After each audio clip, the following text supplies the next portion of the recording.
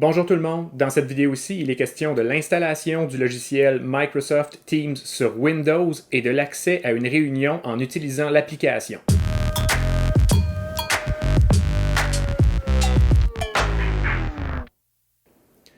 Avant de commencer, on peut se demander c'est quoi Microsoft Teams? C'est une application de communication et de collaboration qui est développée par Microsoft et qui inclut non seulement des fonctionnalités de vidéoconférence, mais également de gestion de calendrier, de partage de fichiers, de messagerie instantanée et plein d'autres possibilités dont on discutera dans les prochaines vidéos.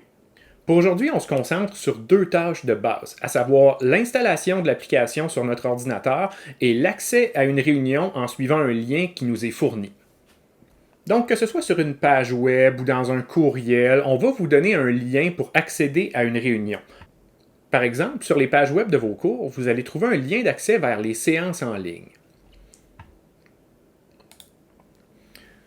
On voit ici la petite mention. Pour accéder aux cours en ligne, cliquez ici. Donc, on va suivre le lien et on va voir où ça nous mène.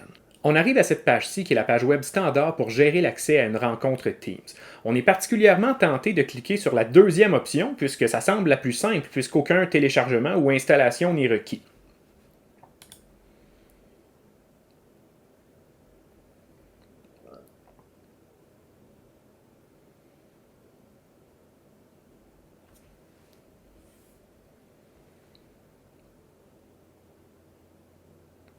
On arrive à ce moment-là dans l'interface web de Microsoft Teams, c'est-à-dire que toutes les fonctionnalités qui nous sont présentées se trouvent dans notre navigateur. On n'a rien eu besoin d'installer.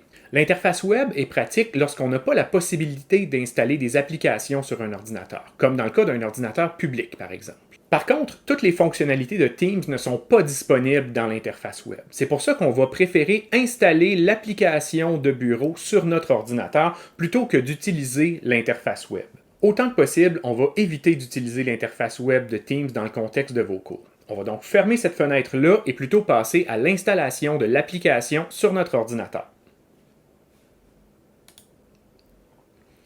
On clique de nouveau sur le lien qui se trouve sur la page initiale. Ça nous amène à la même page que tout à l'heure, sauf que cette fois-ci, on va cliquer sur la première option, soit de télécharger Teams.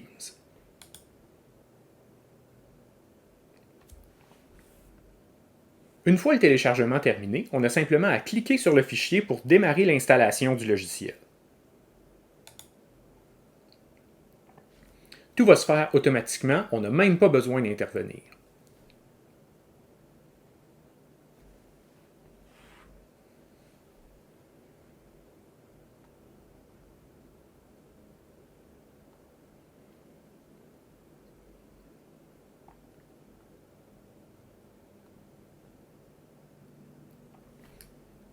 Une fois l'installation terminée, on arrive sur cette fenêtre-ci qui est très similaire à celle qu'on a vue tout à l'heure.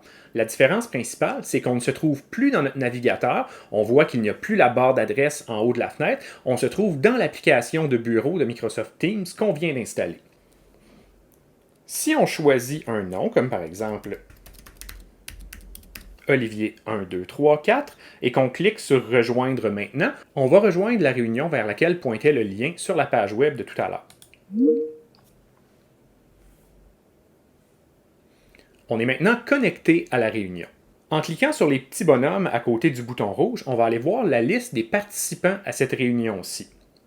On constate qu'il y a deux participants, c'est-à-dire moi comme organisateur de la réunion, ça c'est moi qui est connecté à cette même réunion-ci mais sur un autre ordinateur, et le compte que je viens de connecter, c'est-à-dire Olivier 1, 2, 3, 4, où on indique que c'est un compte invité, donc un accès comme invité à la réunion. Le statut d'invité, c'est très problématique parce que d'une part, ça ne permet pas aux autres personnes qui participent à la réunion d'être certains que c'est réellement vous et donc de confirmer votre identité, mais également, ça ne vous donnera pas accès à toutes les fonctionnalités de Teams. Ça vient grandement limiter ce que vous allez pouvoir faire dans le logiciel. Donc, on va voir comment s'authentifier à l'aide de notre compte pour ne plus avoir cette mention-là d'invité lorsqu'on se connecte à une réunion. Pour régler ce problème-là, on va sortir de la réunion en cliquant sur le bouton rouge. On ferme Teams. On retourne sur la page initiale et on va se reconnecter à la réunion.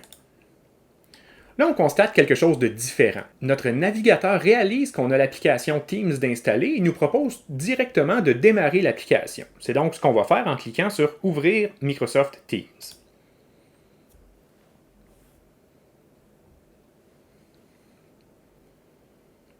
On arrive à la même fenêtre que tout à l'heure, mais là, on va défiler vers le bas un petit peu. Il va y avoir d'autres options pour se connecter. C'est mentionné que pour bénéficier d'une meilleure expérience, on peut se connecter. C'est donc ce qu'on va faire. On clique sur « Mise en route ». On va entrer notre adresse courriel de l'organisation. Moi, dans le cas présent, je vais utiliser une adresse de démonstration. Vous entrez votre adresse personnelle de l'institution.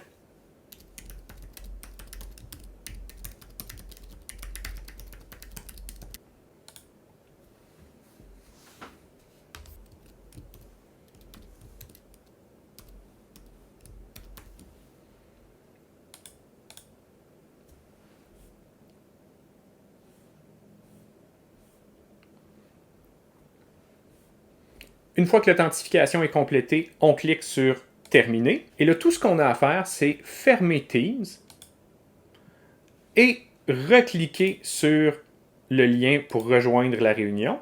On lui dit « Ouvrir Microsoft Teams ». Et là, cette fois-ci, ça va utiliser l'authentification qu'on vient de donner à Microsoft Teams. C'est-à-dire que ça ne nous demande plus d'entrer notre nom lorsqu'on se connecte, puisque ça connaît notre nom parce que ça utilise le nom d'utilisateur et le mot de passe qu'on vient de lui donner. On fait simplement « Rejoindre maintenant ». On est donc maintenant connecté à la réunion en utilisant notre nom d'utilisateur et notre mot de passe de l'institution. Et d'ailleurs, si on clique sur « Participant », on constate que je suis toujours présent en tant qu'organisateur sur mon autre ordinateur, mais j'ai également mon compte démo collégial de connecté avec lequel je me suis authentifié avec mon adresse de courriel il y a quelques instants. Ça complète le processus d'installation de Microsoft Teams. Puis vous savez également comment vous connecter à une réunion en utilisant votre compte de l'organisation. Dans les prochaines vidéos, on va explorer plusieurs autres fonctionnalités de Microsoft Teams, mais vous avez maintenant la base pour vous connecter aux séances en ligne de vos cours. Ça complète donc ce que je voulais vous présenter dans cette vidéo-ci. À bientôt!